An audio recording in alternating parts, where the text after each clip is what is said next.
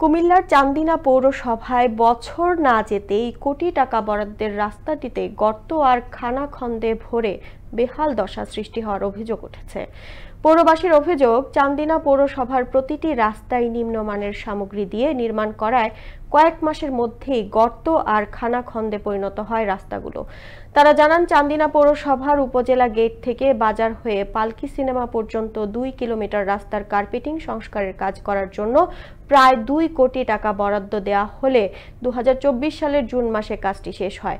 কিন্তু ওই রাস্তাটি বছর না যেতেই এখন গর্ত খানাখন্দে বেহাল দশা। এদিকে হোল্ডিং ট্যাক্স সহ সব ধরনের ভ্যাট ট্যাক্স দেওয়ার পরেও পৌর কর্তৃপক্ষের উদাসীনতায় রাস্তার এমন নিম্নমানের কাজ করায় ক্ষোভ জানিয়ে সংশ্লিষ্টদের বিরুদ্ধে তদন্ত করে আইনি ব্যবস্থা নেওয়ার দাবি জানিয়েছেন পৌরবাসী।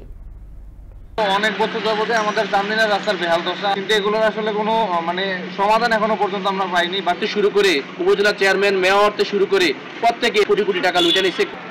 গাড়ি যেতে পারে না, কিছু যেতে পারে না, গাড়ি উল্টায় পড়ে যাওয়ার কথা। গাড়ি ঘোড়া লয়ে একটা রুগী লয়ে যাইতে পারে না।